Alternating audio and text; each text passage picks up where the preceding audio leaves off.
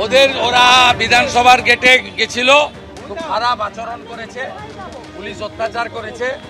আমি এর নিন্দা করি এবং প্রতিবাদ করি। আমি বিধানসভায় থাকলে আমি ওদের সঙ্গ নিয়ে পুলিশকে প্রতিবাদ করতাম। এটার কোনো মানে নেই। যেখানে পর্ষদ সভাপতি কিছুদিন আগে বলেছেন আমরা খুব শিগগিরই যেখানে ভ্যাকেন্সি লিস্ট পর্ষদ ঘোষণা করতে যাচ্ছে, আর এক দুদিনের মধ্যেই হয়তো এটা বেরোবে। এটা এর পেছনে কি উদ্দেশ্য হয়েছে আমি জানি না। পর্ষদ সভাপতি নিজে কয়েকদিন আগে এটা নিয়ে কথা বলেছেন, তিনি ভ্যাকেন্সি, কিন্তু যেটা ওরা খাওয়ানোর চেষ্টা করছেন, আমি পর্ষদ সভাপতির কথাও বললাম, ভ্যাকেন্সি কোনো নির্দিষ্ট করে বলা হয়নি কত আছে, কেননা খুব পরিষ্কার, দপ্তরে জানে না, এগুলো পাঠাবে ডিস্ট্রিক্ট, ডিপিএসসি এরা পাঠাবে।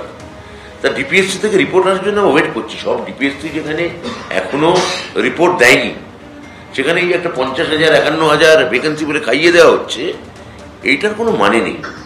আমি আবার পরীক্ষার্থীদের আশ্বস্ত করব, আমাদের যে ডিপিএসসি স্তরে, জেলা স্তরে ভ্যাকেন্সি নির্ণয়ের কাজ প্রায় শেষ, খুব শীঘ্র এটা নিয়ে নোটিফিকেশন হবে।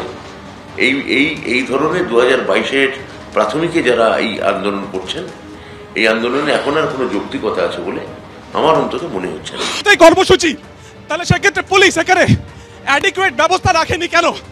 ধরপাকড় শুরু হয়ে গিয়েছে, কিন্তু বিধানসভার সামনে কার্যত তারা কিন্তু পৌঁছে গিয়েছেন। দেখা যাচ্ছে লাঠিচার্জের চেষ্টা হচ্ছে, ধরার চেষ্টা হচ্ছে, এবং একেবারে বিধানসভার খুব সামনে তারা কিন্তু চলে এসেছেন, একদম সামনে পৌঁছে গেছেন চাকরি প্রার্থীরা। আমাদের অধিকার তুলে ধরবো স্যার, আমাদের অধিকার আমাদের চাই।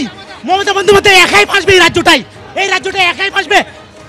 আপনারা অবস্থান বিক্ষোভ করবেন? অবস্থান বিক্ষোভ করে রাখবো আমরা, টানা যতক্ষণ না ইন্টারভিউ নোটিশ আসবে আমরা টানা। আমরা কোনো অশান্তি সৃষ্টি করছে না, অশান্তি সৃষ্টি করছে মমতা বন্দ্যোপাধ্যায়ের এই পুলিশ অশান্তি সৃষ্টি। 8 বছর ধরে যন্ত্রণা ভোগ করছি দাদা। একনায়কতন্ত্র এই দেশটা এমনি হতে পারে? সভাপতি বলেছিলেন প্রত্যেক বছর 2 বার করে নিয়োগ হবে, তার মানে এই 3 বছরে অ্যাকচুয়াল 6 বার নিয়োগ হওয়ার কথা আছে। তাহলে সেখানে 3 বছরে একবারও নিয়োগ হয়নি। পর্ষদ সভাপতি বলেছিলেন 22 স্টেট প্রাইমারি পাশের পরে আমরা প্রত্যেক বছর 2 বার করে নিয়োগ করবো। এই মুহূর্তে বিধানসভার গেটের ঠিক সামনে তারা কিন্তু রয়েছেন এখানে বসে, এবং তারা বলছে যতক্ষণ না তাদের চাকরির বন্দোবস্ত করা হচ্ছে, যতক্ষণ না নোটিশ ইস্যু করা হচ্ছে, তারা কিন্তু এখানেই বসবেন।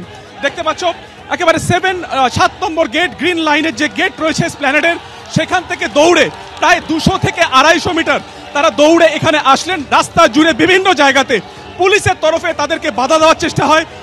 মাননীয় মুখ্যমন্ত্রীর কাছে এটাই বলবেন, নেপাল থেকে শিক্ষা নিন, 50,000 নিয়োগ দিন। যুব সমাজ রেখে গেলে আপনি কিন্তু রাজ্যকে আর বাঁচাতে পারবেন না। এই যন্ত্রণা আর নিতে পারছি না।